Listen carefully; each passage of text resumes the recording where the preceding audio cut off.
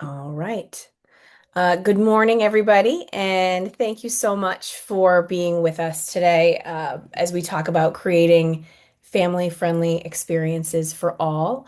I'm Katie Stinchen, the Executive Director of the Massachusetts Brewers Guild, and I feel well poised to be your hostess with the mostest today because it's me. Hi, I'm the problem. It's me. I was a part of that generation that started the craft beer boom, and I was traveling to breweries on the weekends with my girlfriends. I was free and carefree and had no entanglements. And then I went and got myself married, and I had some kids, and I still want to go to breweries, and I still want to have a good time. And it's hard to balance all of that sometimes, right? I've got a wiggly 8-year-old boy and a neurospicy girl.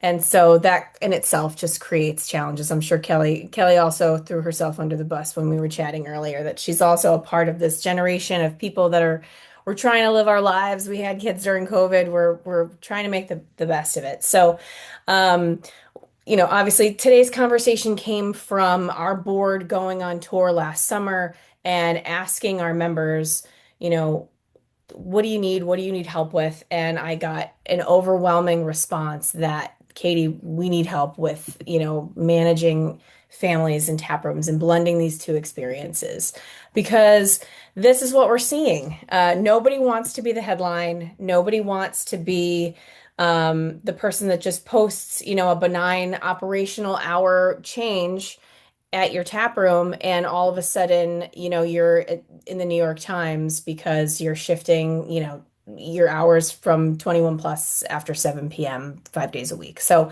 I certainly don't want to receive calls from reporters asking, are kids a problem in breweries? Because we know that the majority of brewery owners today created their tap room to be an inclusive, welcoming space for everybody. And that's really what we're here to talk about today.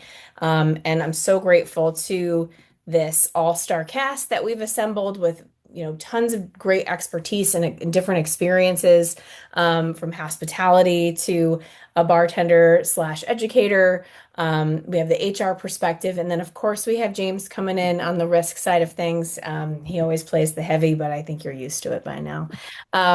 So I'll go ahead and let our panel introduce themselves. We'll go in alphabetical order from Matt to James. Just give us a quick overview of who you are and your experience and what you hope to bring today. Sure. Well, thank you so much for having me here. Greetings from Portland, Maine. I'm not a Mainer. I was actually Mass born and raised. So it's great to be a part of the Brewers Guild here. So I got my start in hospitality 6 years. This is now 20 years ago at this point. 6 years with the Hilton Group down in Back Bay, Boston, which overlapped to kind of the start of my career in craft beer. I worked for 10 years down at Trillium in three different roles. For primarily in hospitality and front of house management, but also in community engagement in HR as well as marketing. And most recently, I moved up here to Maine 3 years ago as the hospitality director here at Bissell Brothers. So we really oversee any guest-facing experience, whether that be private events, our taproom space, kitchen, that sort of stuff. So thank you very much for having me. Thanks, Matt. Shannon. Hi, I'm Shannon Jutras. I have worked in the beer industry in various capacities since about 2019. And like other folks have mentioned, also part of the generation of people who really participated in the craft beer boom.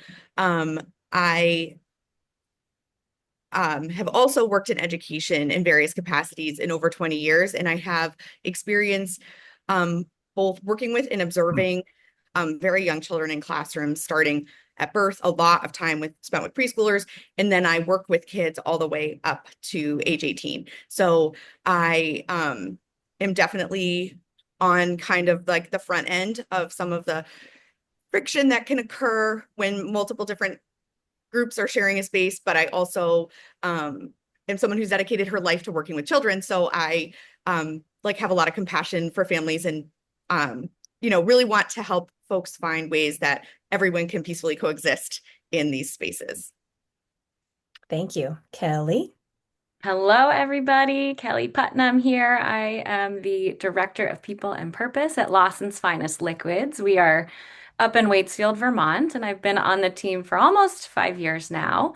My background is in the HR space. I did also work in outdoor ed for kids, so have a little bit of a couple hats to wear there, but I am less sort of directly on the floor and in the taproom space on the regular, but really focused on our team and training and how are we supporting them and empowering them to be successful in their roles. So hopefully can bring that perspective to you all. And then as you mentioned, Katie, I'm a mom of a 1-year-old and a 3-year-old. So I am like in the thick of it.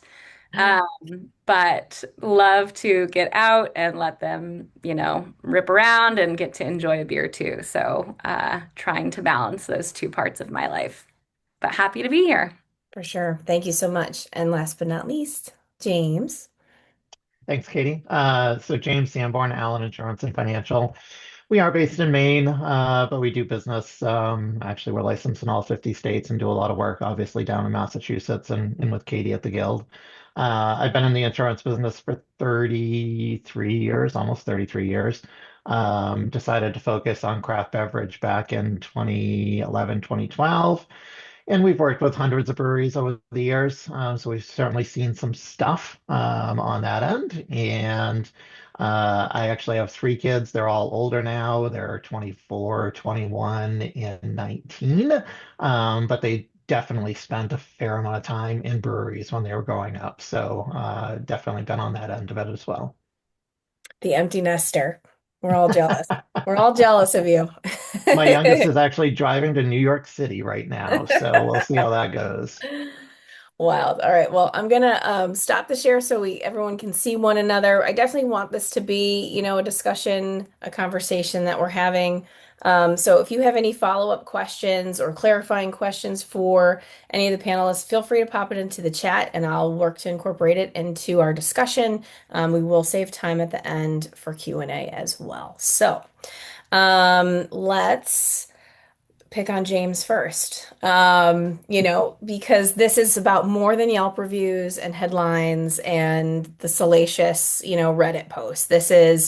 It could be a real bottom line crusher. You could have something really serious happen in your brewery that, um, you know, could put your business in jeopardy and at risk. So what's at stake here for a brewery that doesn't have procedures in place, that isn't setting clear expectations, that doesn't have an insurance policy that's covering some of this? And then I guess a follow-up to that would be, what are some of the biggest claims that you're seeing right now?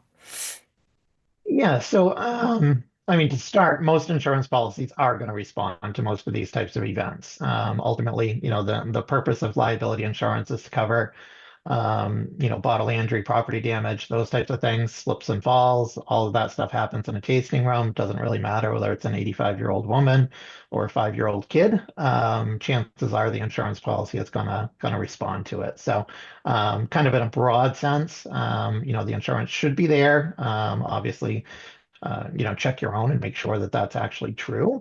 But when it comes down to actually, having internal training policies, procedures, it's really all about making it easier for the insurance company to defend you if something does go wrong. I always tell clients that imagine something has gone wrong, you've been sued, the attorney for the other party now is questioning you, and they're asking you the questions, what's the brewery's position on children in the tap room? Do you have written policies? Are you doing training? All of those kind of hard-hitting questions. And if you're just sitting there saying, no, we never really thought about it, we didn't really do anything, guess what? It's going to be very, very difficult for the insurance company to defend you in that claim. And ultimately, probably going to lead to a settlement, probably going to be larger than it should be, and obviously have a long-standing impact on your insurance program and possibly others in the industry. So, at the end of the day, giving some forethought to it and trying to put, policies, procedures in place, not only, dealing with kids, but really across the board is only going to be a benefit to your brewery. Fortunately, from a claim standpoint, we don't see really a lot of frequency when it comes to kids in breweries from a claims perspective. Most of the issues that we've seen involve kids and dogs, honestly. So it's usually, either a dog owner or parent that's not really paying close attention to what they're doing. And now you have them interacting in not a great um, scenario. So that usually is what happens. And again, most have been pretty minor, but obviously it you never know when something absolutely terrible is going to happen. So. Yeah, for sure. And I think, it's a good segue to you, Shannon, just thinking about, you know, you because of your unique perspective as a bartender and a teacher, in many ways, asking a parent to wrangle their kid is no different than shutting someone down who's over consumed, or telling someone to leash their dog, or dealing with a rowdy table of adults that are just being knuckleheads. So like, what soft skills translate there, and how can we like set our staff up for success for dealing with some of this? Absolutely. So, something I like to think about a lot is like positive universal expectations that in general, like when we're in any kind of a shared space, it's for the most part an expectation that people will talk at a reasonable volume so that the people in their group can hear them, but not an entire like tap room or field. That we are like moving about spaces safely. So like I wouldn't want a dog running through tables any more than I would want children or adults. And obviously, it is one of the hardest things that anyone in a front-facing service industry job can do is have to redirect behavior.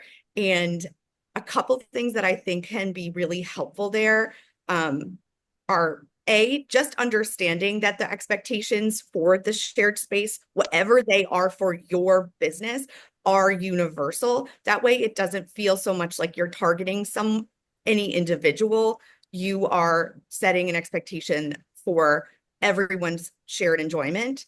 And then I think Matt's probably going to talk about this more in depth, but the more that you can um, provide positive customer service experiences along the way, that can soften if you do have to step in later. So for example, I make it a point to always greet everyone in a group if it's possible. And so that way, if I've already said a pleasant hello to your child later, if I have to say like, oh, hey, just, we don't have running in the tap room, but we do have a nice big open space over here. If you'd like to get some more active play in, then the whole energy of the interaction doesn't feel so punitive. And I also think the more like casually and just like it doesn't have to be a whole rehashing of like, well, our rules are that there's no running, because that feels like someone's in trouble and no one likes that experience when they've gone out for a nice afternoon or whatever. So more of a like, oh, hey, like we just can't have running in the tap room. That's not even singling out kids. No one's allowed to run in the tap room. It does also mean though that staff have to feel like empowered and trained to handle different kinds of de-escalation.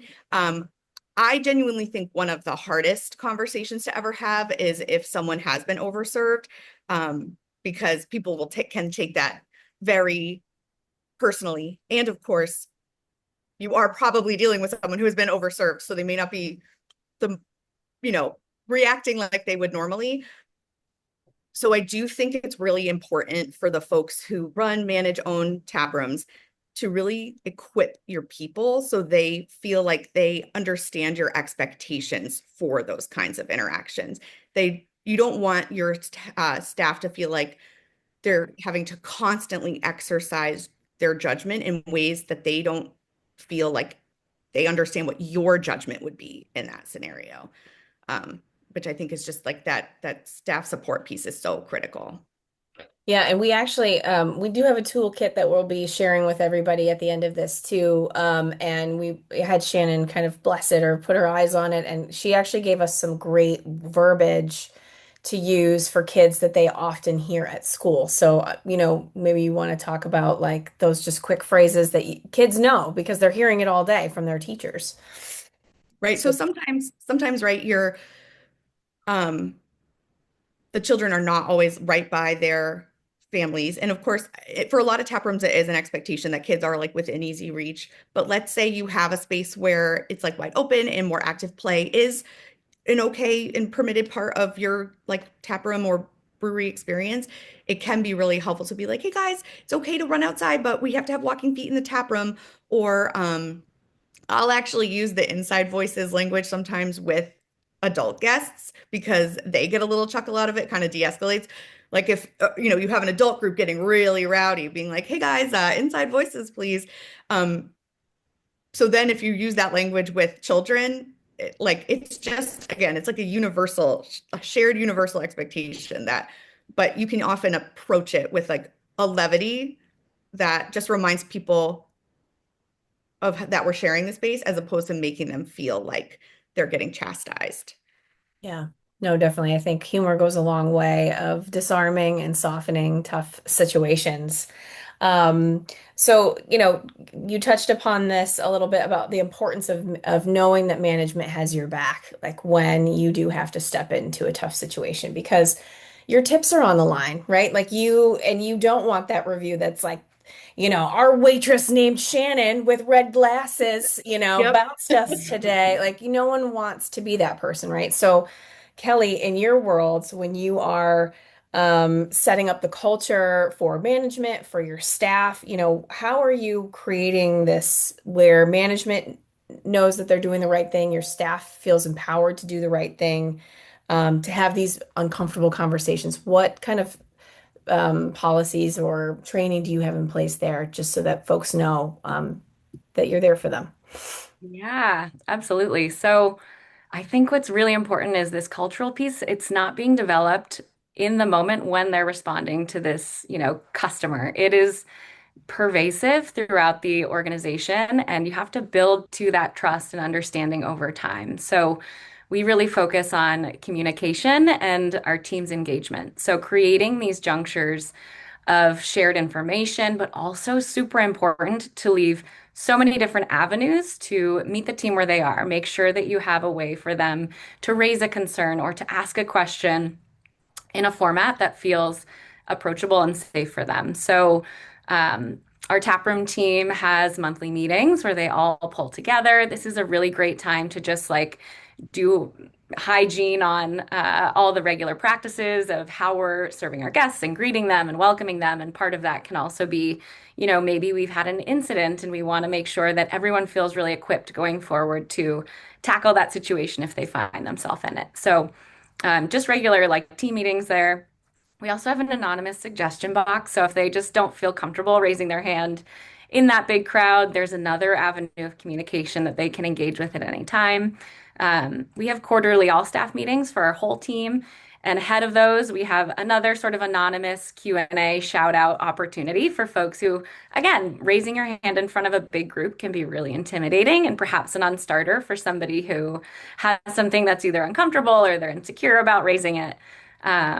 So doing so in that method, really encourage like at least an annual engagement survey with your team. So it's just a chance to take a pulse on how people are feeling. Are they trusting leadership? Do they feel like they have growth pathways? Do they get along well with their coworkers and feel psychologically safe coming into work each day?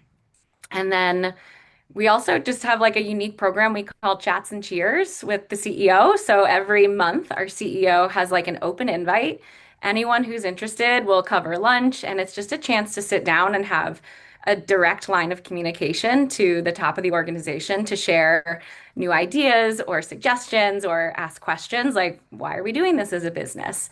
And we have found that to be a really great way to help sort of pull the curtain back and increase in a really casual way that access to ask questions at all different levels of the organization. Um, but in the moment, if someone is confronted with a situation like this and they just don't feel ready to handle it, making sure that they know they can go to a manager on duty, things can, be escalated if they need to be to someone who is ready and equipped to handle it. So we want to give them all the skills, but also want to say if you're in the moment and you need backup, you need a sounding board, you need to like do a practice run, the team is ready to have your back in that situation too. Yeah, And then that's two, great. oh, Okay. just one other quick little thing to Yep. mention. We have a pretty unique compensation model where our employees aren't dependent on tips. So they get paid a livable wage. It's an hourly rate with a total compensation and benefits package. Because to your point, like that power dynamic is real when your compensation depends on the whim of the guest and what their impression is and what they're ready to give. So that's a pretty massive like business model decision to make. So it's not one that you can like flip a switch and turn on, but just being mindful of that power dynamic and like regardless of that piece, we try to train like the customer isn't always right. Like we want to meet them and have a fabulous experience, but you do not have to be deferring to everything and validating. And I think that empowerment goes really far when someone's in the moment and that phrase that so many of us hear all the time is ringing in the back of their minds. Yeah, no, definitely. And then, so how does your staff know when it's time to tell a family to leave? And did you have like an escalation policy? Did you do de-escalation training with your team? Like how has that come to be? And like, that's a Yeah, tough thing to answer, right? Because there's a lot of different yeah, variables, but yep. they should know, right, this is unsafe. How do they know? How do they know that Yeah, they can do we that? have done de-escalation trainings, but what it comes down to for me is safety. Like it becomes a safety matter of both the employee, both the kid and the guests that are, perhaps running amok and putting themselves in unsafe situations, the broader guests. So it's important to make those expectations clear. And once they've been made clear, hold that accountability to them and have hopefully productive conversations like, hey, reminder, we got to make sure that this pathway is clear because we don't want to hurt your child or trip over them. But if that stops being productive and safety is still a risk, then that would be a point where we have to do something about it to change the situation. Yeah, definitely the last case scenario. No one wants to bounce a family. We know that every butt in the seat matters. Every pint sold over the bar matters. So we want to try to avoid that as much as possible. So great segue to Matt over at Bissell Brothers. If for those of you that don't know, they are 100 feet away from a children's museum. So and Matt will dig into. Tell us a little bit about the intentional changes that Bissell made, and maybe give some of the whys and the hows with that, and how you've kind of sliced and diced your brewery space up so that it's everybody's getting a slice and feeling welcome and secure and having a good time.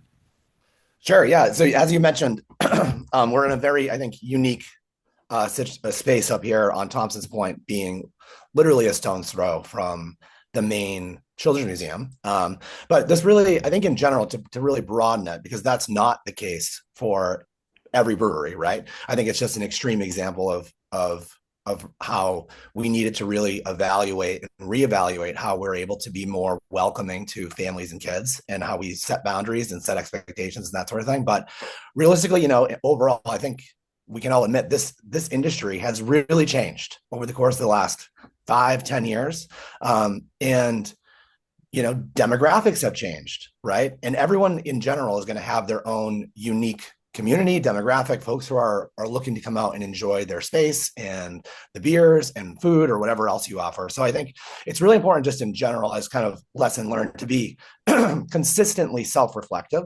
I think it's really important to really put yourself in the shoes of your guests, and understand who your guests are, and wherever you're located, different towns, cities, that's going to be different for everybody. But I think it really starts with recognizing that it's not necessarily about what you as an owner or manager want it to be for somebody. It's, I think, really looking at what are the needs and wants of the folks that are living in your community, and who you need to, really create spaces and systems for. And so for us, this was a few years ago. We were really here at Bissell operating on the really traditional kind of taproom model, in the sense of guests would walk in, there was a sign with rules on it. Everything was served from the counter, where guests would walk up and line up at the counter. And if they wanted to order food from our kitchen, we would hand them a buzzer. And then when their food was ready, they would go up and get the food themselves. it was kind of a little bit of a free for all in the tap room, in the sense it was first come first serve seating. And so when I first joined the team, I think it was really important to once again understand who are our guests. And when I was really able to I spent the first summer really just observing and saying, we have obviously the folks locals that are living and working in Portland. We have beer enthusiasts who visit from all over the place, who are really just like stoked to be at Bissell Brothers, enjoy the beer specifically. We're obviously very seasonal here, so we have tourists that come up during the summer months. It's good. This is their first time potentially up in Maine, or it's a yearly visit. In addition, there's like a lot of activations here on the point, like concerts. So we have folks that are coming in all the time, like as visitors to Portland. And then most importantly, as you mentioned, the Children's Museum. So we have folks that not only live and work here that are visiting. I'm telling you, if it rains here in July, the Children's Museum is packed, and we're the only space to enjoy food and beverage down here. So we clearly were obviously expecting an inundation of folks on those days. But the big theme of it is all those groups include some element of families and kids. So we recognized, once again, putting ourselves in the shoes of the guest, where, you've got 3 kids and you're coming in and you just want to grab something quick to eat, and you walk in and there's no one to greet you. There's no one to tell you, how the systems work. There's a long line. Do you try to snag a table and leave your kids at the table, and then you're forced to leave your kids while you go up and try to order something? And then finally, once you order something, then you have to get back up and get your own food. So it was very clear that we needed to really reevaluate this through the lens of hospitality and not service. So we always talk about service being what we do, whereas hospitality is how we make our guests feel. And one of the things that I recognized early on was just looking at parents. It's like they walk through the door and they just were so taken aback with kind of the mob scene and not really knowing what to do, that they just turned around and walked out. I even spoke to some of the members of the staff, obviously, that had kids. I don't have kids myself, so I have young nieces and nephews, but I was asking them how they felt about the taproom experience. And quite frankly, a few of them said they never come because it's just too much of a hassle. So it was clear that we needed to do something. So the way that I approached it with our team was really looking at how can we create hospitality through inclusivity and choice, and how that starts with systems and spaces. So it was very clear to me that we needed to have a human to welcome folks. So once again, these things that we did may not be possible in total for for your breweries out there or for specific situations, but it's just really, once again, I'm just kind of laying out kind of how we approached it. So we inputted a host. We clearly needed to start to bring hospitality and service to our guests. So we started to do table service in our main dining room, which really allowed, especially for parents, being able to have things brought to them and to actually have a server to actually speak to the kids. I think that's one thing. And really being staff training, obviously, is a major part of this. I know, and team culture about kids are not the enemy.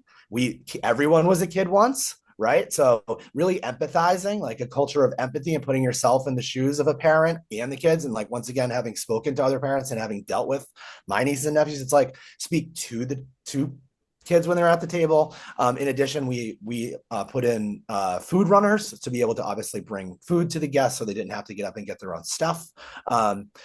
We created activities for kids. So we brought them custom Bissell coloring in games that every child gets when they come in. There was also a risk that by transforming the whole space into the table service, that might alienate folks that used to just come into Bissell Brothers and just want to go to the bar, right? So we continued to also offer some spaces that were first come, first serve, that like had some bar seating in our main tap room. We also have a mezzanine space that's really great for larger groups. So we get like baseball teams and like large student groups that come over from the Children's Museum. And that's a space that can actually be rented directly through OpenTable. We take reservations, so that really helps with planning. So really setting expectations for like larger groups. I think that's sometimes a really difficult challenge, especially with kids. When you have 25 kids coming in after a soccer game, do you have a place and a space and a service that would suit that that type of group. And one of the other things too that I want to mention that we did have a major opportunity back in 2023 where we took over a space adjacent to our main tap room. Actually, my first day, we knocked the wall down, and it was a big question mark. What are we going to do with this space? It had an outdoor patio space and seating for up to 250.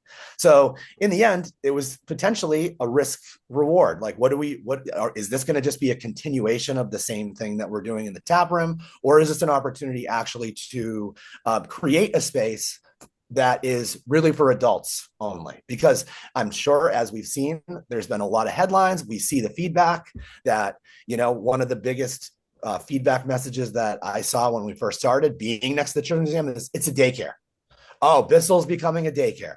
Right. And so, we made the call that we thought it was the right decision to create kind of a 21 plus space that was clearly an elevated experience for adults. We expanded a cocktail program, wine program. All the tables are high tops.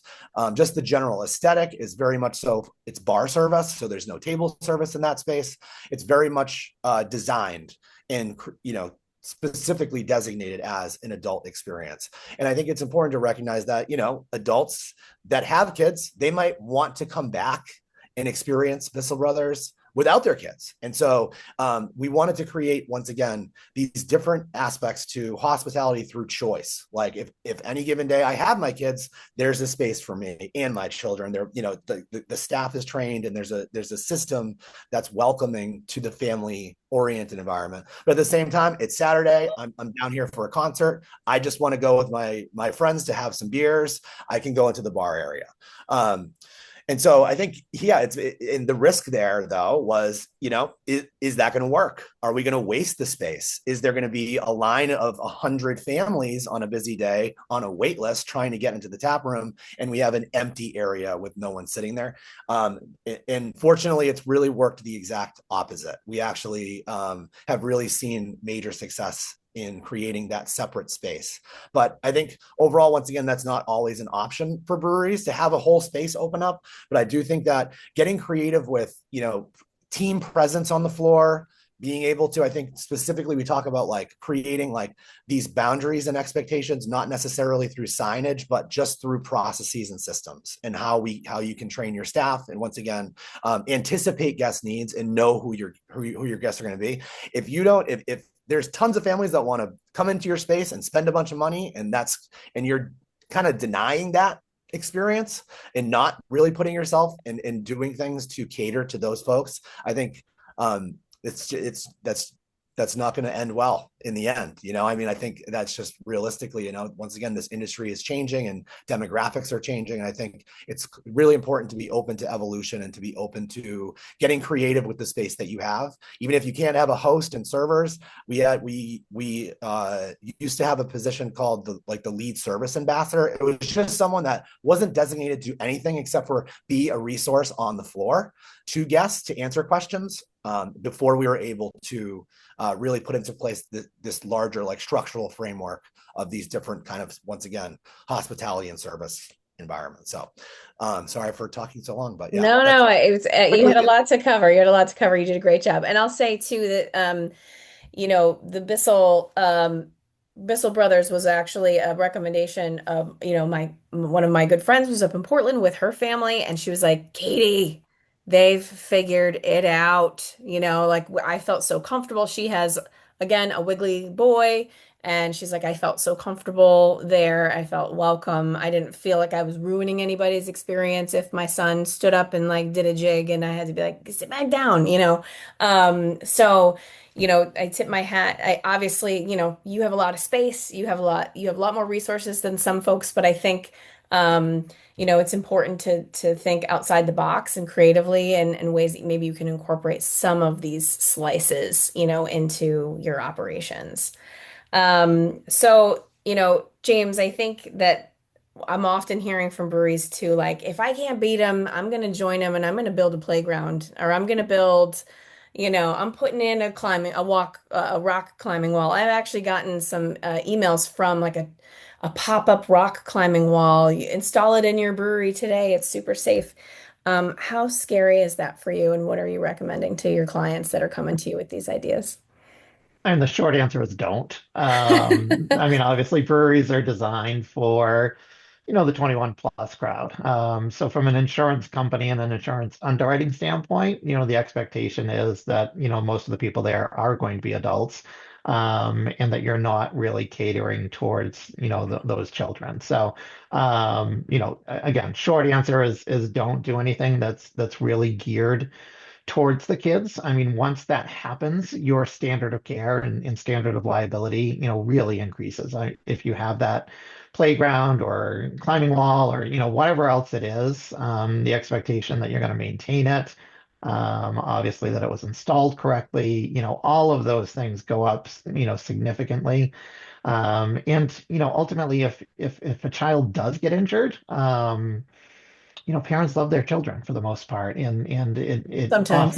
it often leads to, it's more likely to lead to, a lawsuit and really bad things, happening down the road. I'd say that if you absolutely must do something like that, obviously have the conversation with your insurer, be it your agent, your underwriter, loss control, whatever it is, just to get some advice and understanding from them. So we've seen, breweries try to do the playground, tire swings, sledding during the winter. Horrible idea. Don't do it. Ice rinks. There's all kinds of things that people are trying to do, especially in today's environment when, you're really trying to get people into the space, right? If it was 10 years ago, people were showing up every weekend, it didn't matter. Now you're trying to do everything you can to get people coming back. So ultimately, it's not a great idea to really start to do something to cater towards children, and it really would, from our strict standpoint, just try not to, unfortunately. Sage advice, but unfun advice per usual. Yes. Yeah, I mean, we often, in the insurance industry, and I think we've had this conversation before, Katie, we really try not to be the fun police. So when breweries reach out and say, hey, we want to do bingo, we want to do, this, that, or the other thing to try to get people in, for the most part, we're going to be pretty accepting of that. Because again, we realize that the environment has changed and breweries are doing, different types of events and things like that to try to get people in the door. But at the end of the day, it is a higher level of standard when you start to deal with kids. Let the YMCA's, let the school systems, let all those people that have, the expertise and understanding, really deal with the play equipment and all of those types of things. Don't try to introduce that in your brewery. Yeah. No, it's again, good advice. And I think, another good segue back to Shannon, that's just, you might, majority of taproom staff, they're maybe 22, they're 23. They don't have kids, they're not around kids, they may not even like kids. And you hear, and there's a lot of finger pointing too, like, oh, it's the parents, oh, it's the kids, oh, it's the staff, oh, it's my supervisor. Um, but at the end of the day, sometimes kids are just being kids, and it's, how can I help my young staff understand, when a kid is just being a kid and then when something's problematic, and obviously then you're throwing special needs into the mix too, and there's a lot of just soft skills and knowing and and really tuning into the family that's at the table. Absolutely. So I know a lot of this, I feel like the question of what kids will be kids means in a public setting is kind of at the heart of a lot of this like tension that folks are experiencing. Um, and I do think that is part of why it is helpful to think about expectations for your space as universal. So that way it doesn't feel like you're singling out a single group or individual. Now, with that being said, of course, the ability for like young children, especially to like self-regulate, is a lot different than it would be for most adults, although alcohol can change that equation. But one of the things I try to ask myself, especially on a day where maybe it's just been like crazy and busy and I'm a little overstimulated myself, is like, is this really a problem or is this like a brief annoyance? Um, so for example, I'm not going to ask a guest to leave with their dog the first time a dog barks. A dog that goes woof is not immediately excluded. A dog that is repeatedly getting into scuffles with other animals or making other guests uncomfortable. Now we're talking about a safety issue, and that's when we'd be more likely to intervene, right? Or sometimes even just position yourself in the area so like the guest gets the hint that we're like someone's keeping an eye on the situation. Sometimes that subtle, just physical presence can be enough to help check. But so, same standard for children. Like the first time a baby starts fussing or a child speaks or shouts at a louder volume than maybe is ideal for the tap room, that's not the like, we don't need to speak up like the second. We don't need to be there to police every moment of any kind of guest behavior. But when something is repeated, and again, like safety, children standing on a chair for a moment is probably not a big deal. It might, but depending on those chairs, maybe that is a little bit of a safety thing. So we might have, if it's not being resolved, might have to be like, hey folks, can everybody just make sure to stay in your chairs? We just don't want anybody to get hurt. Or for example, if you with a very young children, I'm thinking like babies and very young toddlers, sometimes everything was going really successfully for that family's visit. And now things are not, children are getting overstimulated, they're tired.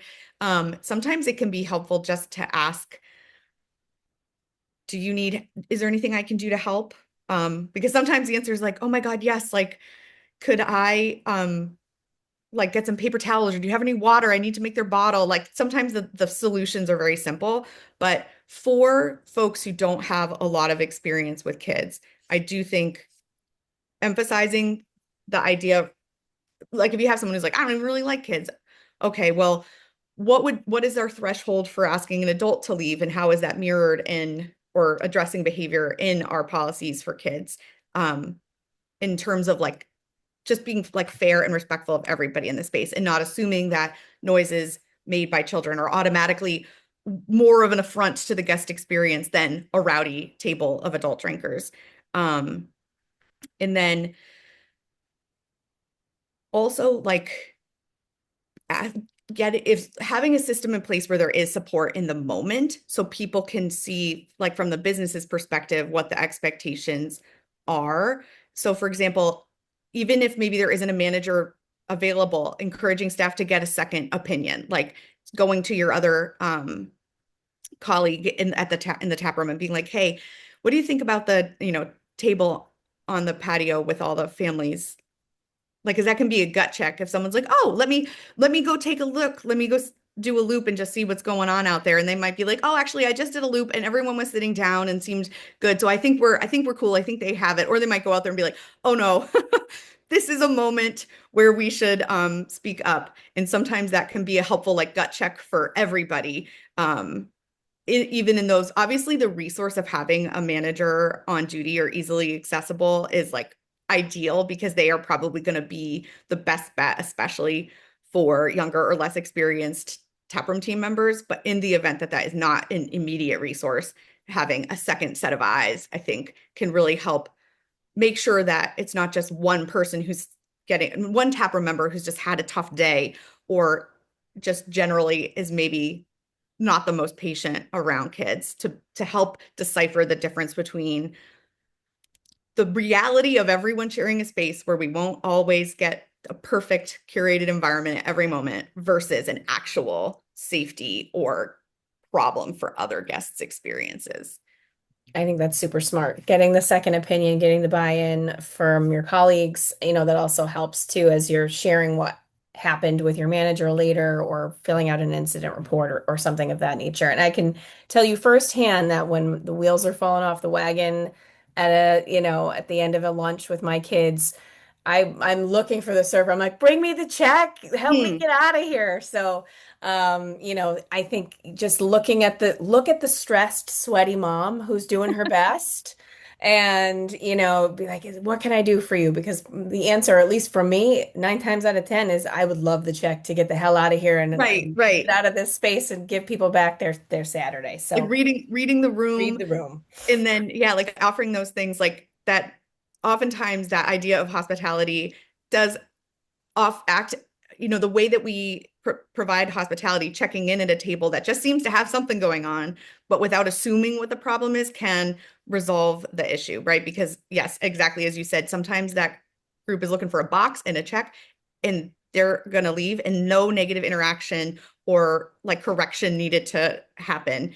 And even just, yeah, that presence. I know sometimes people call it like the parent eyes or the teacher eyes, but even sometimes just being in an area and just like looking over is enough for people to be like, reevaluate their own presence in an environment. For sure. Yeah. And Kelly, you guys have a really cool partnership at Lawson's that kind of helps your staff in these situations, maybe to de-escalate. I'd love for you to share that program with everybody. Yes, yes. So we have a wonderful toy store here in Waitsfield, Vermont called The Collection. And Yvonne is the owner. She's a regular at our tap room, and we're so lucky for it. So we have two ways that we're partnering with The Collection. One is she curates what we call busy bags. So it's a relatively small bag that's available at retail. It's $10, so it's intended to be approachable. And inside of there, there's just a myriad of small little entertaining doodads and gadgets and clay mold and, just things that'll distract and engage a range of ages for some time period, right? Like to your point, sometimes you just want to buy 30 more minutes and you're like, I will literally buy it with a $10 Sure fun will. bag for kids. So having those available, that's another talking point. So if kids are a little bit awry, you can just mention it like, hey, I don't know if it'd be helpful, but we do offer busy bags in our retail zone so that it's like a very gentle way of being like, let's kind of check it over here, but also here's a productive and like non-corrective way of delivering that message. And then on every Wednesday night, we have game night. So Yvonne comes over, she brings a whole range of games and toys from the toy store and puts them out on display and is available for folks to come and chat. Some people come out like specifically for game night because they're so excited to kind of get a chance to demo games, but not spend, $60 on a board game that you've never tested before or don't know how to play. And then other people just happen to be there on Wednesdays and see this going on, and they're like, "Oh, we would love to what do you recommend for like 30 minutes, light engagement, not thinking too hard?" Or yeah, so there's just kind of this two-way interaction and benefit to the collection because a lot of people will try a toy or a game and then, make a point to go the next day and purchase it because they had such a great time. So it's been a really fun way for us to highlight another local business, bring some exposure, engage folks who are here. It drives a bit of business too. It has kind of this way of appealing to all different ages. She'll bring a whole range. So there's something for my 3-year-old to play with, and also, someone who's having a more competent and adult experience in our tap room. So it's been really great to develop this partnership. And, you need a partner in it, right? Like it's an effort to show up each week and to facilitate and to engage. But if you can find a really wonderful person to do so with, we have found a lot of benefit from it. Yeah, no, I think it's really smart. It's a very subtle way to be like, hey, your kids need something to do other than scream and run around the tap Hmm. room. Yeah. And I will throw $10 at something hardcore to, be able to finish my beer. So really, it's a really smart partnership. And then Matt, last question, then we're going to open things up for Q&A.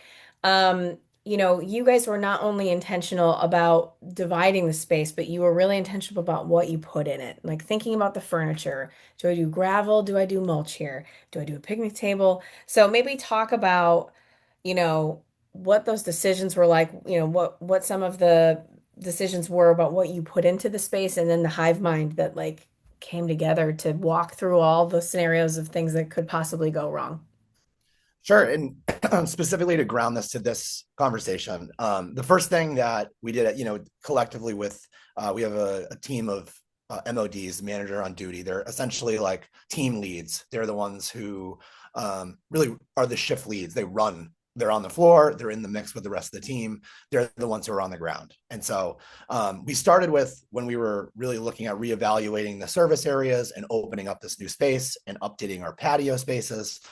We started with what are the biggest problems, right? Like, what are the things that you see on a day-to-day basis that specifically with regards to families and kids that we can do some things to help avoid, direct, facilitate, and really get ahead of. So just a few of the examples. Yeah, I know that you mentioned, our patio spaces. We're on Thompson Point, and it's a busy parking lot, and there are cars everywhere. And so one of the first things that we obviously needed to do is to ensure that it was fenced in. Obviously, there are emergency exits that you can push on if needed, but there is kind of a controlled environment. We didn't obviously want to have kids just running out into the street, into the parking lot with a lot of cars and all sorts of stuff, just from a safety standpoint. Um, and yeah, you mentioned the gravel versus mulch. Recently, literally this summer, we were deciding about what kind of ground cover to put down on our outdoors, one of our outdoor patios. And at first, we were talking about doing some rock because the drainage would be really great, and it was easy fix versus paving and all sorts of other stuff. But then it was really recognizing, one of the members of my team was like, well, we have massive windows that are right next to the outdoor patio. And so it's like, if there are rocks, kids will throw them for sure. Not only necessarily at the building, but at each other, and most likely you're going to catch a stray. There's going to be a guest there that's just enjoying a beer, and next thing you know, there's going to be a rock to the side of that. So obviously, all in all, we decided to go wood chips for sure, and not only just from the standpoint of the potential for avoiding rocks being thrown, but kids are going to run around, they're going to fall. So what's better to fall on, rocks or soft wood chips. So it was very much so intentional in terms of that space specifically, but also in other areas as well. So one of the other things that was brought up was kids running around, right? Like just kind of willy-nilly. So what are some things that we could have done in the space, just design wise, to either mitigate that and direct that, prevent that? So we provide copious amounts of high chairs. We have 25 to 35 high chairs, depending upon when one breaks, we bring some in. Obviously, specifically with young kids, if parents show up and there's not a place to put them, they're going to be, there's freedom there to run around. Even just the amount of space between the tables in our main dining room, we recognize that if there's not a lot of space to run around, kids won't run around as much. So, and also from a business standpoint, obviously we wanted to utilize and maximize the floor space as much as possible. So we want to obviously fit as many tables as we possibly can, still allowing for service aisles and ways that room that, our servers can get through the space safely and effectively. The positioning of where our server station is and our host stand, the host stand is very specifically right at the connection point between where the main tap room, which is family friendly, is, and where the adult only area is. And so even just like the idea of where we position our staff, human presence kind of creates like a non-verbal expectation of kind of, we see you, we're watching what you're doing. And I think that to a certain extent, I've seen this at other breweries where if staff, I call it the curse of the counter. If staff are just standing behind the counter and no one is out, whether it be in an open field or in a beer garden or on the floor, it's kind of a little bit of a unintended license to kind of do whatever you want. And I think with kids, I know this from my nieces and nephews, when we're out at a sit down restaurant where there's like servers and staff, there's a tendency psychologically just to kind of, I think, self-regulate just a slightly more, considering there's folks that work there that are kind of the watchers are around. Obviously, that's, we want to also, that's part of the hospitality approach, but it also plays that role specifically with kids. We use plants and planters in the tap room. So it's kind of these different areas. We know that once again, if there's free range open space and there's a place where a kid can sprint, it's like, put some nice aesthetic,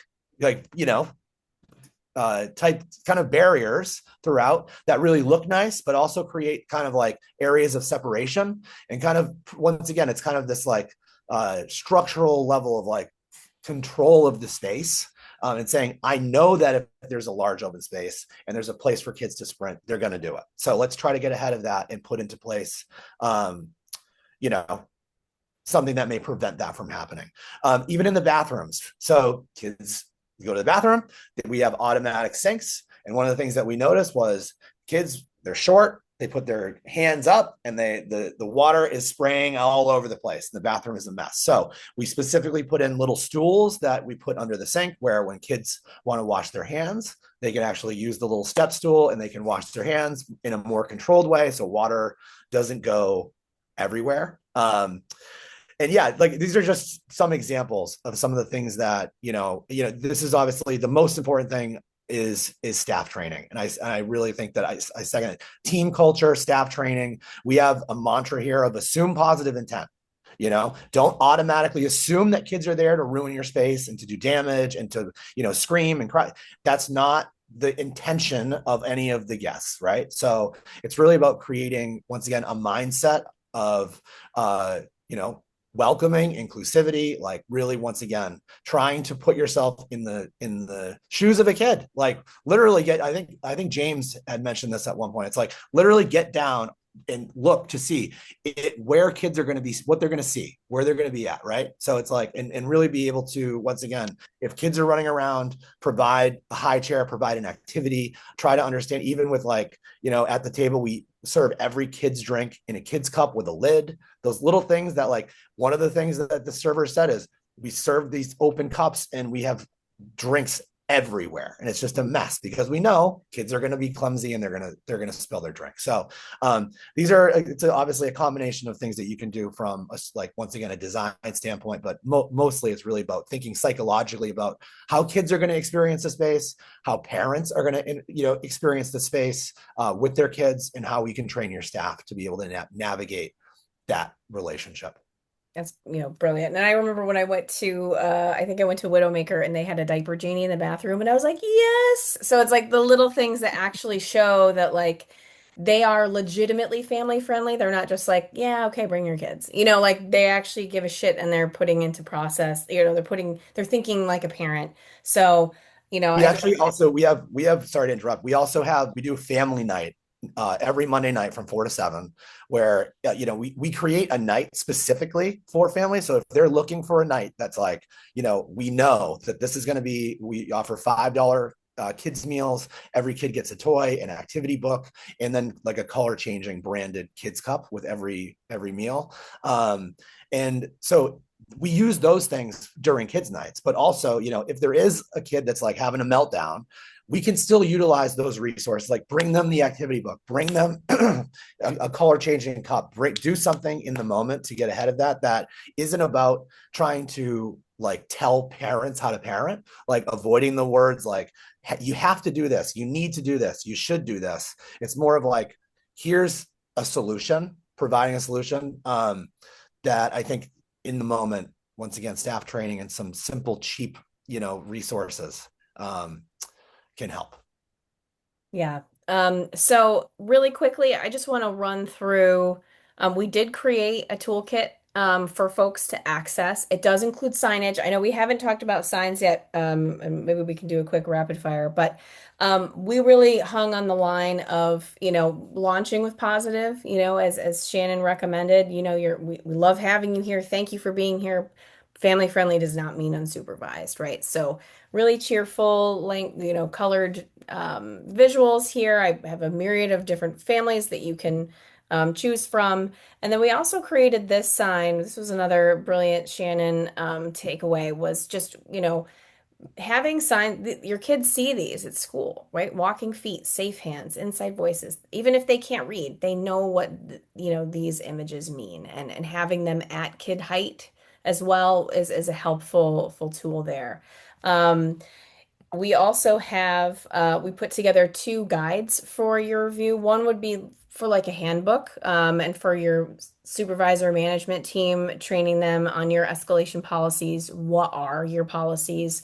If you're saying all young kids have to be within arm's reach, what does young kid mean? Like these are all things that as your brewery and your policies, you should work through. And then we also created like a quick staff reference guide, like something you can throw behind the bar if they're feeling uneasy about it. Maybe they're new, and they just want a refresher on like what they should do, or steal some language. We include some back and forth scripts.